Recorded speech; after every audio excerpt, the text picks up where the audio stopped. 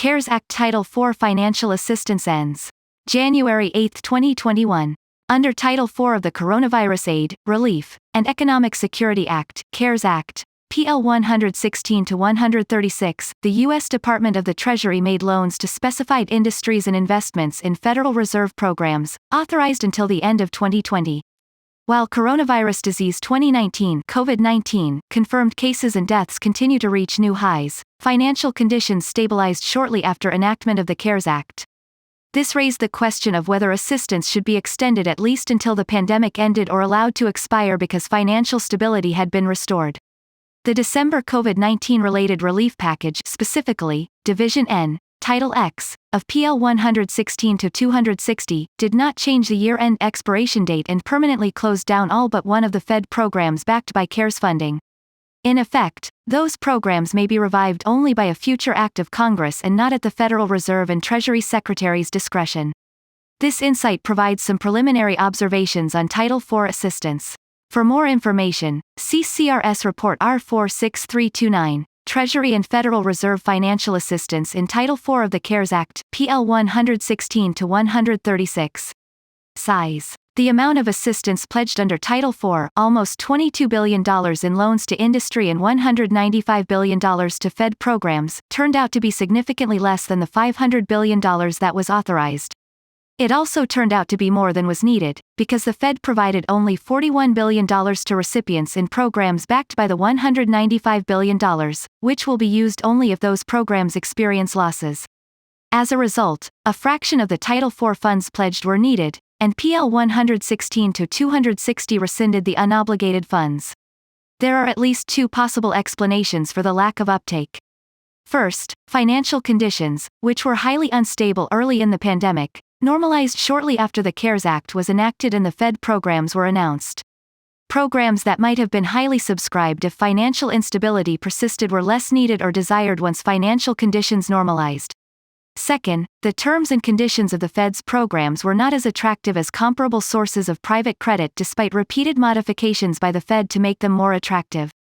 These explanations are not mutually exclusive, because those private sources of credit might not have been available, at least on similar terms, if financial conditions had not normalized. Cost. The final cost to the government of Title IV assistance will not be known until loans are repaid and securities mature, which will take years.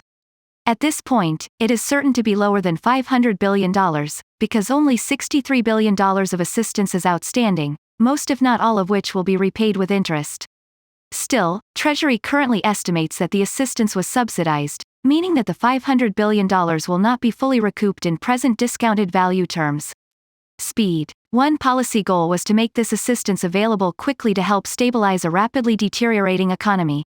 The practical limitations of setting up new and complex programs from scratch worked against this goal. In addition, because of capacity constraints, Treasury chose to prioritize implementation of several of the other urgent CARES Act programs. Similarly, the Fed had several other emergency programs not backed by the CARES Act that it rolled out first. As a result, the overall economy was recovering by the time assistance was received. The first direct Treasury loan was made in July, and the remaining loans were made between September 25 and November 13. Likewise, the various Fed programs became fully operational between May 12 and September 4. Loans to industry. Congress chose to make these loans available to three industries. For two industries, passenger and cargo air, Congress was specific about which businesses would qualify.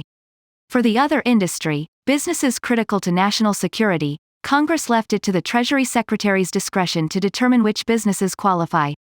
The businesses that were ultimately granted loans, for example, a trucking company, were generally not the businesses that Congress reportedly intended to receive loans, for example, major airline manufacturers. The latter group reportedly chose not to apply for loans because they could get better terms from private creditors once financial conditions had stabilized. Terms and conditions. The CARES Act required conditions such as restrictions on executive compensation, warrants, and restrictions on share buybacks and dividends that may have been attractive only to borrowers with no private sector alternative available. Although Congress may have envisioned that the program would serve financially healthy borrowers facing a frozen private credit market, those borrowers instead could borrow in relatively normally functioning credit markets, particularly bond markets. That potentially left a program that was primarily attractive to financially unhealthy borrowers that could not secure private credit even in normally functioning markets, which increases the risk that the program would experience future losses or would have kept inefficient producers in the marketplace. Preserving jobs. Preserving jobs was one major goal of Title IV, but only the direct loans and one Fed program had employee retention conditions. In the case of the Fed program, the condition was not binding. Borrowers needed to make commercially reasonable efforts to maintain its payroll and retain its employees during the time the eligible loan is outstanding, and the Fed is reportedly not monitoring whether borrowers retain payroll. Further, several of the loans had, at most, a minimal impact on overall industry employment. For example, 8 of the borrowers employed fewer than 100 employees overall. Federal Reserve facilities. Once financial conditions stabilized, policymakers faced several questions about the Fed's role.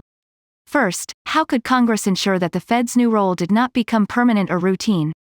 Second, how quickly should its new role be removed, once financial conditions had stabilized or once the pandemic had ended? Finally, what if a new bout of financial instability emerged? The changes in PL 116 to 260 may help avoid the potential for an inappropriate expansion of the Fed's role after the pandemic is over at the expense of limiting the Fed's ability to respond to any new crisis before or after the pandemic has ended. Author information: Mark Labonte, Specialist in Macroeconomic Policy; Andrew P. Scott, Analyst in Financial Economics.